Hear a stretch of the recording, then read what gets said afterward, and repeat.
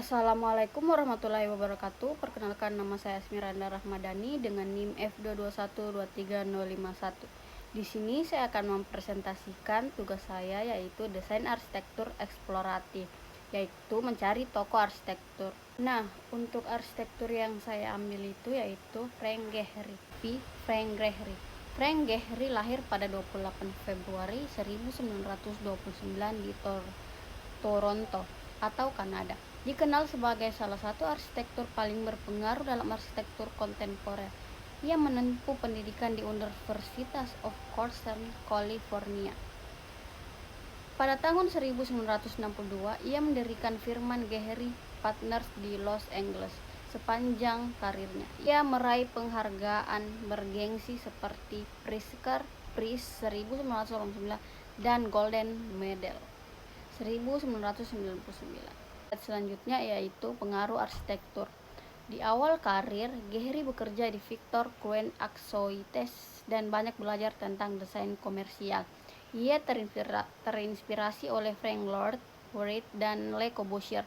Namun, Gehry mengembangkan gaya sendiri yang lebih ekspresif, dinamis, dan tidak konvensional dengan penggunaan material seperti baja, kaca, dan titanium. Slide berikutnya yaitu karakteristik karya. Karakteristik karya Frank Gehry didominasi oleh gaya yang berabstrak, nyentrik, dan monumental, menampilkan bentuk geometris, non-linear, dan non-euclidean yang kompleks. Gehry sering menggunakan bahan industri tidak biasa seperti titanium, baja, tahan karat, dan kaca dengan fasad gelembung, melengkung, atau terfermentasi yang tampak dinamis. Nah, berikut adalah karakteristik utama karya Gehry, yaitu 1. Arsitektur dekonstruksi, bentuk bangunan tidak simetris.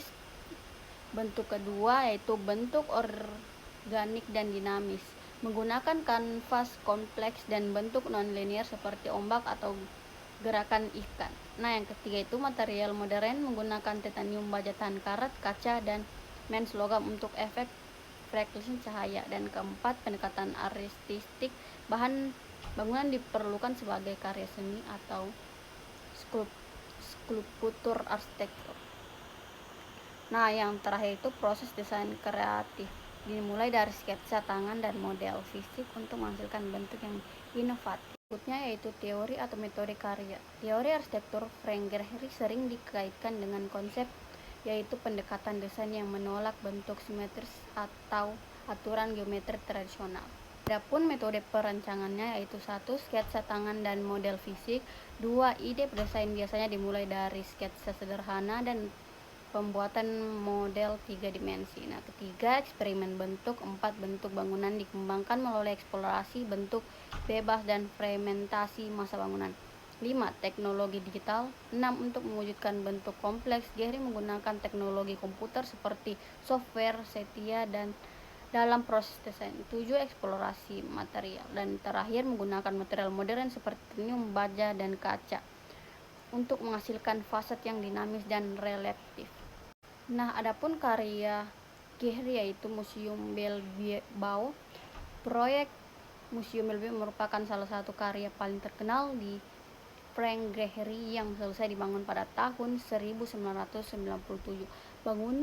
Bangunan museum ini dirancang dengan bentuk yang tidak simetris dan terlihat seperti kumpulan massa bangunan yang paling terfermentasi. Konsep desain bangunan ini menampilkan bentuk yang dinamis dan spektural yang sehingga bangunan terlihat seperti karya seni besar yang di tengah kota. Fasad bangunan menggunakan panel titanium yang melengkung sehingga dapat memantulkan cahaya dan menciptakan efek visual yang berubah-ubah sepanjang hari. Dalam perancangannya, Gehry menggunakan teknologi digital untuk mengembangkan bentuk kompleks bangunan serta mengatur struktur baja dan plat lantai agar tetap stabil. Ruang interior dirancang dengan atrium besar di tengah bangunan dengan menghubungkan berbagai galeri pameran. Berikutnya itu prinsip utamanya yaitu ada 6, yaitu bentuk bebas. 2. Dekonstruksi bentuk. 3. Eksperimen material. 4. Eksploitasi artistik. 6. Dinamika dan gerakan. Dan terakhir teknologi digital dan desain. Yaitu metode Museum Bilbao karya Frank Gehry. Frank Gehry merupakan konsep dekonstruksi dengan memecahkan bentuk geometri konvensional menjadi komposisi massa yang tidak beraturan dinamis. Bentuk bangunan tidak lagi mengikuti pola simetris atau grid yang kaku, tetapi susunan dari berbagai volume yang sering diterapkan bertumpuk dan berputar sehingga menciptakan ekspresi arsitektur yang unik dan tidak terduga. Pendekatan ini menghasilkan bangunan dengan karakter kuat serta memberikan pengalaman yang ruang yang berbeda bagi penggunanya. Nah, bentuk bangunan yang dirancang Gehry sering menggunakan kanva kompleks dan bentuk non-linear yang terinspirasi dari elemen alam seperti gelombang air, gerakan ikan, atau bentuk kapal. Kurva-kurva tersebut menciptakan kesan gerakan dan dinamika pada bangunan, sehingga bangunan terlihat hidup dan tidak statis. Nah, dalam pendekatan desainnya itu Gehry menerapkan bangunan sebagai sebuah karya seni spektural yang memiliki nilai estetika tinggi. Arsitektur tidak hanya berfungsi sebagai ruang untuk aktivitas, tapi juga sebagai elemen visual yang mampu menarik perhatian dan menciptakan identitas kuat pada suatu tempat. Nah, metodenya ada 4, yaitu fragmentation of form, 2 curvilinear geometry, 3 material, 4 digital modeling. Nah, untuk kesimpulannya, Frank Gehry merupakan salah satu arsitek yang sangat berpengaruh dalam perkembangan arsitektur kontemporer. Pendekatan desain yang sering dikaitkan dengan konsep dekonstruktif yang menolak bentuk simetris dan geometris konvensional. Melalui pendekatan tersebut, Gehry menciptakan bangunan dengan bentuk bebas, dinamis, serta komposisi massa yang transmutasi sehingga menghasilkan ekspresi arsitektur yang unik berbeda dari arsitektur tradisional.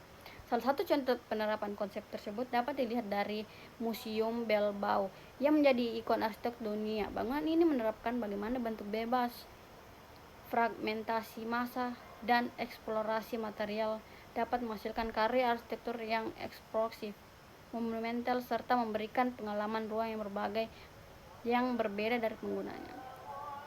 Nah, itu saja presentasi dari saya. Mohon maaf jika banyak kesalahan kata atau banyak typo. Mohon dimaafkan. Assalamualaikum warahmatullahi wabarakatuh.